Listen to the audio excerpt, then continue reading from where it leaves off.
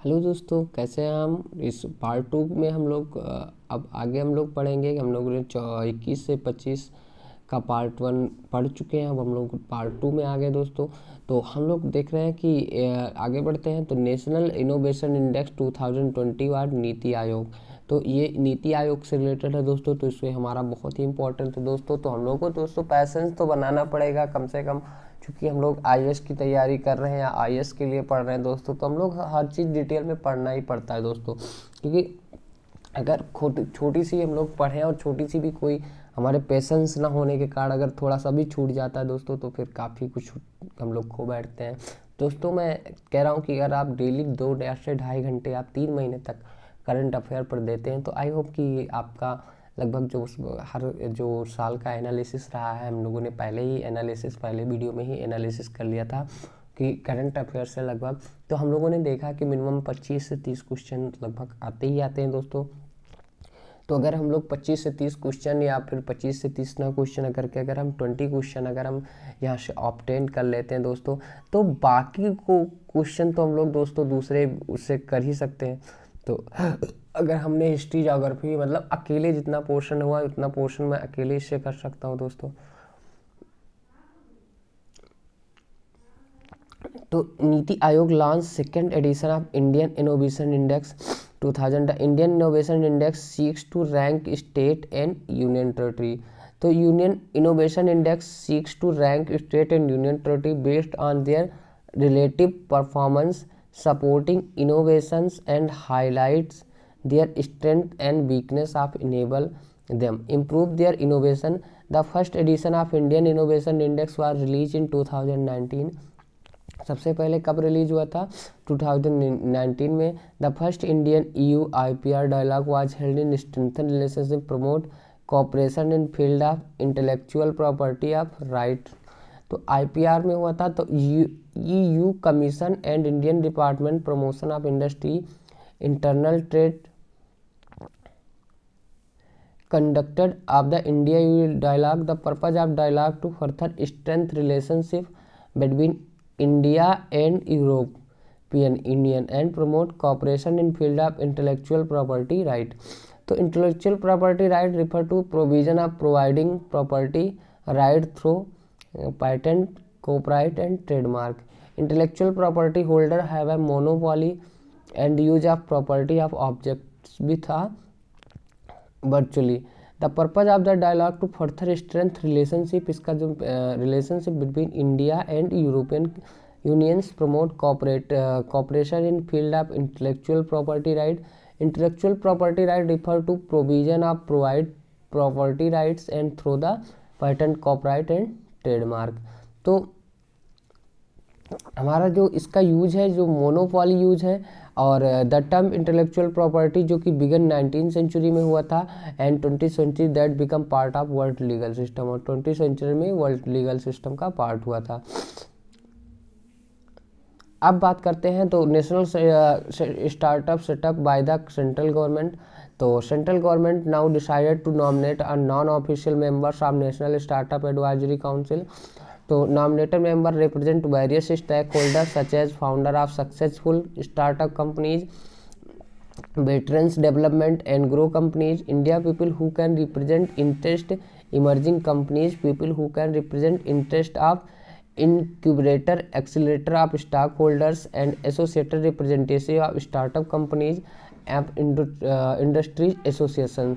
In term of office की बात करें तो non office members of startup advisory council 2 year और कंपनीज रिप्रेजेंटेटिव इंडस्ट्री एसोसिएशन।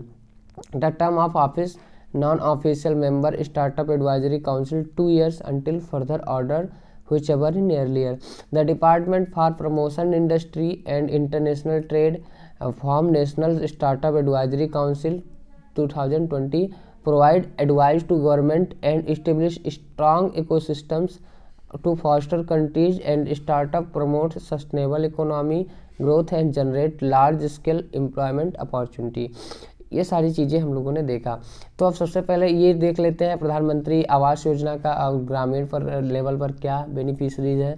तो prime minister provide financial assistance 6 lakh beneficiaries of UP government under under प्रधानमंत्री आवास योजना इन्होंने 6 lakh beneficiaries को पाया है। तो PM government scheme was launch in 2016 में, जो कि लॉन्च हुआ था। प्रोवाइड पक्का हाउस, इन्होंने कहा था facility all homeless house holder and living kachcha house diplomat house to by 2020। तो इन्होंने 2022 तक जो अपना वादा किया था उसमें इन्होंने क्या किया, हम लोगों ने देख लिया कि 6 लाख, कितने हैं दोस्तों, 6 लाख बेनिफिशरीज इन्होंने देखा। तो PMAY new technology are being used to build house, इन्होंने नया technology use direct benefit transfer DBT platform and build houses under the toilet electricity supply for numerous under the PMJY technology being used to build houses due to huge direct benefit transfer platform and build house under the scheme were reduced 314 days।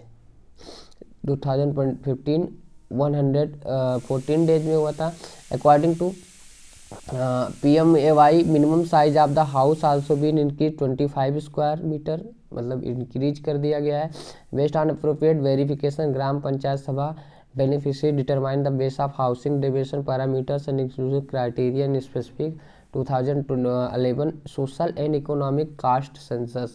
SEC का full form क्या होता है, social economic caste census इन्होंने किया। तो हम लोगों ने इसमें देखा कितने रुपए खर्च कर दिए, कब तक टारगेट था, कितना स्क्वायर फीट इंक्रीज हुआ डिक्रीज हुआ, तो इसमें हम लोगों ने देख लिया। हम लोग पढ़ते हैं इसमें आगे, पढ़ रहे हैं National democratic Front Bodoland in Assam. तो chief minister of Assam Sarbananda Sonowal जिन्होंने प्रोवाइड किया 4 लाख रुपीज अबाउट इतना cards of National democratic Front Bodoland. तो Bodoland national democratic Front is an armed separating six fight for the sovereign people of the Bodo. मतलब क्या है बोडोलैंड, तो Bodoland national democratic Front and armed separatist who seeks fight for sovereignty of peoples of Bodo. The Indian government had designated Bodoland National Democratic Front as terrorist organization। तो NDFB is a militant organization founded in 1986 में founded हुआ था। The organization of launched several attack against non-Bodo and non-Bodo civilians, जो non Bodo civilians के attack के लिए बनाया गया था। NDFB mainly target to Munda Santhal and Oraon tribes. This trademark been taken है British work tea workers in Assam. तो इसको ये जो किए जाते थे कि taken by the British work at the workers in Assam. तो NDF मेनली जो टारगेट किया मुंडा संथाल एंड ओरान ट्राइब्स के लिए किया गया। जो ट्राइब्समैन थे ये कब यूज होते थे, ब्रिटिश टू वर्क आप टी वर्कर्स जब असम आप लोगों ने सुना होगा कि टी प्लांटेशन 19 सेंचुरी के आसपास का आप लोगों ने पढ़ा होगा। तो टी वर्कर्स के बारे में आप लोगों को थोड़ा सा प्लांटेशन सिस्टम ये सारी चीज़ें होगी। तो in 1990 the NDF establish 12 refugees campaigns of Bhutan. Assam border पर किया गया था। The Bhutanese government launch full transparency operation और drive them out of Bhutan border. Operation Bajrang and operation rhino was launch by the Indian government against separatist group of Assam. ये दो याद करने लायक दोस्तों हैं, ऑपरेशन बजरंग और ऑपरेशन रेनो। तो all Bodo student union government Assam and Bodoland national democratic front signed Bodo peace agreement, इन्होंने sign कर लिया। After the agreement reach of the Indian government to announce 15 billion rupees package for the Bodo region Assam. In 27 conflict, Indian government and Bodo tribes signed three agreement in 1993. The agreement was signed with the all Bodo tribes and signed bill agreement in 1993. Signed with all Bodo student union Bodoland autonomous and council was established. Bodo liberation tigers agreement was signed in 2023. तो बोडोज की बात करें तो Bodos is the largest tribal community in Assam. The account of 55% to 6% of population of the state. They are part of the Bodo Kachari and family and separate across the northeastern India. They speak Boro language speak करते हैं। The Boro language considered one of the 22 language में से एक है। तो 6 schedule constitution Bodo people are consider plain tribes, जो 6 schedule constitution के according बने थे। तो बोडो के बारे में हम लोगों ने पॉइंट को हाईलाइट कर लिया है। तो बात करते हैं गुजरात हॉर्टिकल्चर डेवलपमेंट मिशन क्या है। तो chief minister of Gujarat announce a horticulture development mission, इसका मेन नेम क्या है, तो वैगेंट्स of Vikas mission, another name of the Gujarat horticulture development mission. The main purpose of this double in income of the farmers of engage gardening and medicine agriculture. दोस्तों यहाँ पे हम लोगों ने क्या देखा है कि यहाँ पर 2 नाम से जाना जाता है विकास, पहला दोस्तों जाना जाता है ये हॉर्टिकल्चर डेवलपमेंट मिशन या फिर बगायत विकास मिशन नाम से जाना जाता है, जो कि इनको डबल करेगा किस किस मेडिसिन डायरेक्शन में और एग्रीकल्चर डायरेक्शन में।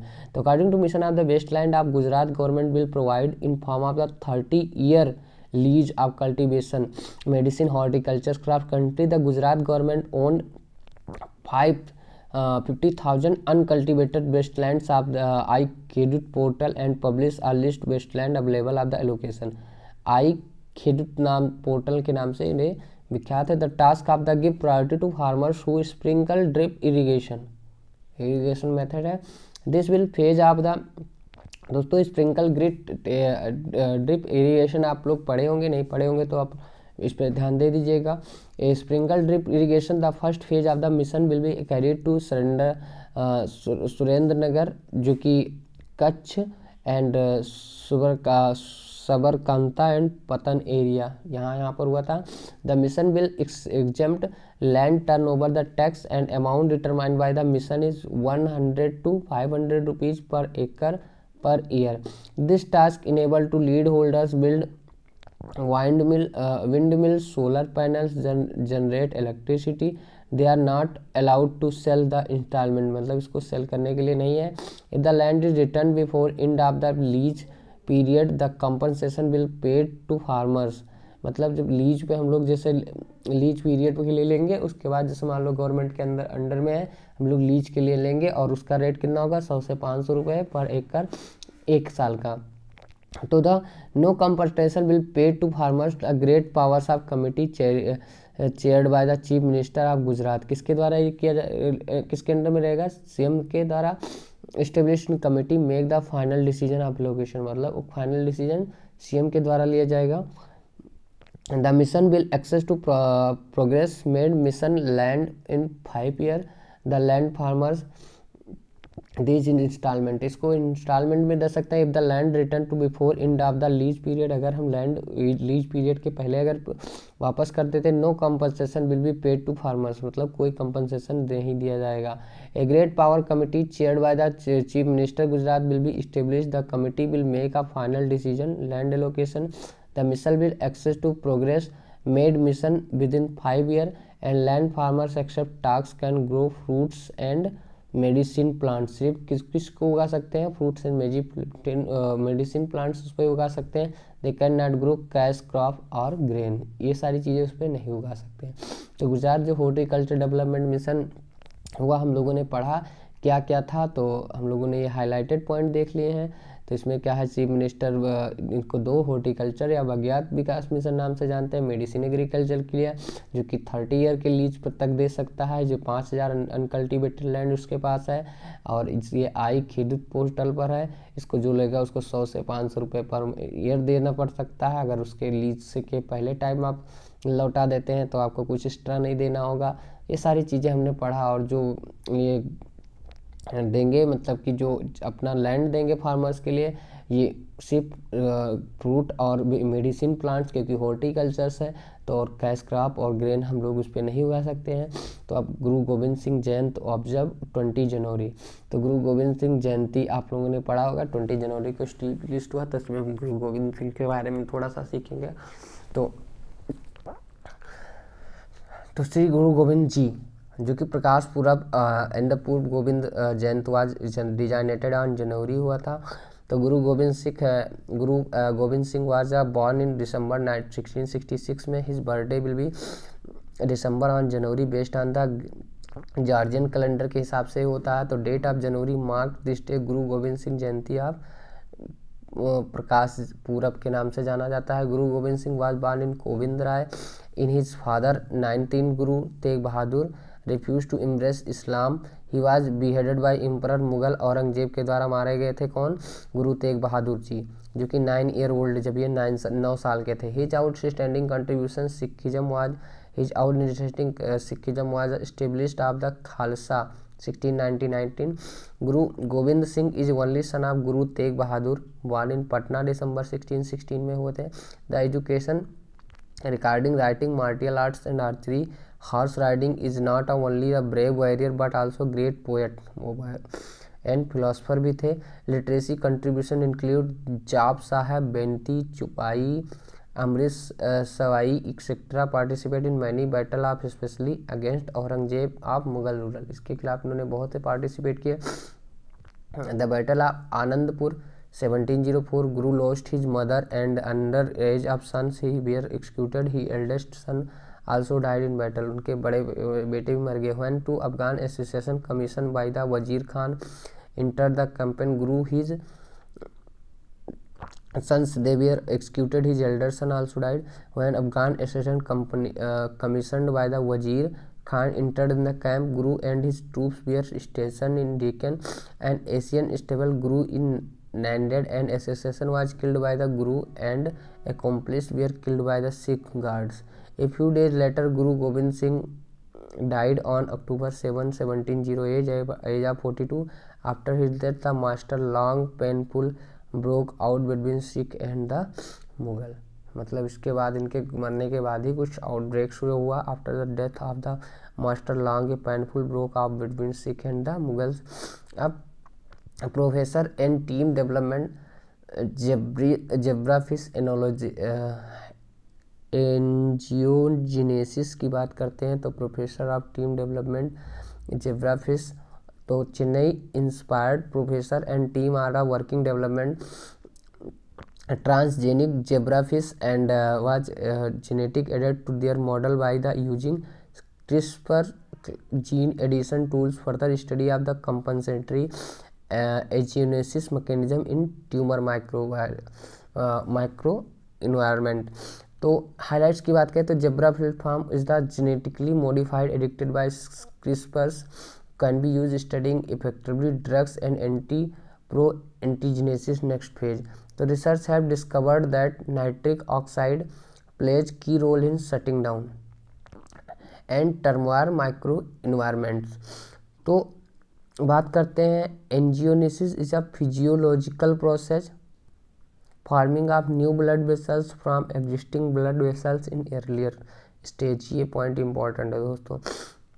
angiogenesis पूछा जा सकता है is a normal and vital process in growth of development and would healing granulation tissue formation.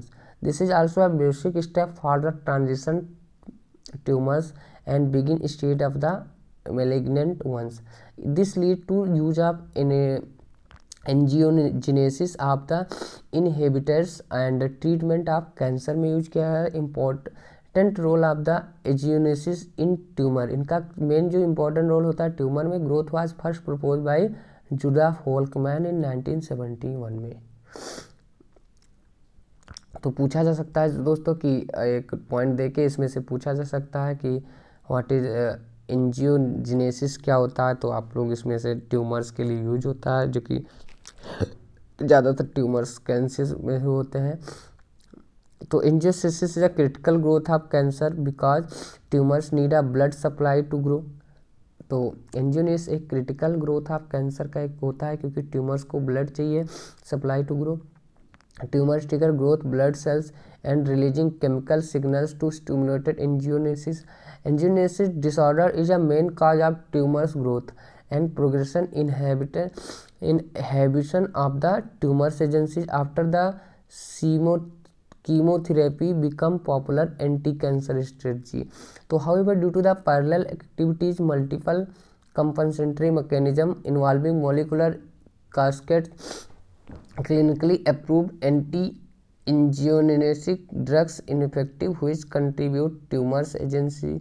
Research on this mechanism essential for development anti-angiogenesis therapy. अब बात करते हैं अवध शिल्पग्राम ऑर्गेनाइजेशन हुनर हाट। हुनर हाट को किसने किया? तो अवध शिल्पग्राम ने the theme of 24 Hunar Haat organisation by ministry of minority vocal for local. Approximately 500 craftsmen, artisans, and 31 states of the country are participating in indigenous production displays such as Ajrak art, metal production, bark print and batik, bansari and sari. ये सारी art products, block prints, brass metals, bracelets, sugar cane, bamboo products and canvas painting and chicankari, copper belts, dried flowers, handloom, textile, Kalamkari, Mangalagiri Kota, silk, lac bracelets, leather products, pashmina shawls, Rampuri violin, मतलब जो famous चीज़ें हैं, grass products and sandalwood products. In addition to product food item, artists will also perform cultural activities with thousands of people visiting Hunar Haat and buying the handicraft and indigenous handmade product. Hunar Haat are proven to be extremely benefit of inspiring artisan and craftsman. Hunar Haat का जो main मकसद है दोस्तों कि आप जैसे आपके अंदर की इंस्पायरिंग आर्टिशियन और क्राफ्टमैन को इंस्पायर्ड करने के लिए बनाया गया है। तो foundation of the day NDRF was observe. तो NDRF का जो फॉर्मेशन डे था ये ऑब्जर्व हुआ है दोस्तों। तो 16th foundation day was national disaster response. NDRF was designated on 20। अब NDRF की बात करते हैं। NDRF performs rescue operation during national disaster, मतलब जब हमारे कोई आपदा आती है तभी लोग क्या करते हैं, रेस्क्यू ऑपरेशन करते हैं। NDRF has carried out 73 operation in the country and saved approximately 1.3 billion lifes, मतलब इन्होंने इतना ऑपरेशन करके इतना सारे बिलियंस लाइफ को बचाया है, sorry million. Deal with nuclear, biological and chemical disaster held in NDRF was appointed was director general DG के द्वारा। Usually IPS officer is the head of NDRF का होता है। Highest institution of the disaster management, national disaster management administration. NDRF work under the NDMA। The chairman of the NDA prime minister of India होता है, जो chairman होता है। तो the head of the NDRF was appointed as the director general, और IPS officer इसका main होता है, और नेशनल डिजास्टर का जो होता है मैनेजमेंट एडमिनिस्ट्रेशन होता है। हमने देखा कि जो कि प्राइम मिनिस्टर हेड होता है। NDRF consist of total battalions कितने हैं, 12 हैं। अब इस बटालियन में 1149 पर्सनस हैं। तो NDRF form the accordance with section 14 to 45 disaster management act 2015 के अकॉर्डिंग हुए थे। The bill was passed by the parliament in 2005 and president of India gave assent to bill 2006। तो हमने देखा टोटल हमारे यहाँ कितना 12 बटालियन ईच बटालियन में होते हैं। टोटल एक बटालियन है 1149 पर्सन होते हैं। टोटल अभी तक 12 बटालियन है। तो दोस्तों हम लोग मिलते हैं अगले वीडियो में पार्ट 3 में। हम लोग पार्ट 2 पढ़ चुके हैं, तो हम लोग पार्ट 3 में, क्योंकि वीडियो बहुत लंबी हो जा रही है, बहुत लंबी हो जाएगी तो फिर पढ़ने में उतना मज़ा नहीं आएगा। आपको बीच में ब्रेक हम इसलिए दिला रहे हैं ताकि आप उसको समझ सकें कि हमने 3 या 4 या 5 करंट अफेयर्स में क्या क्या सीखा, क्या क्या पढ़ा, आप उसको ऑब्जर्व कर सके दोस्तों। तो thank you for watching my video. अगली वीडियो में मिलते हैं, तब तक के लिए नमस्कार।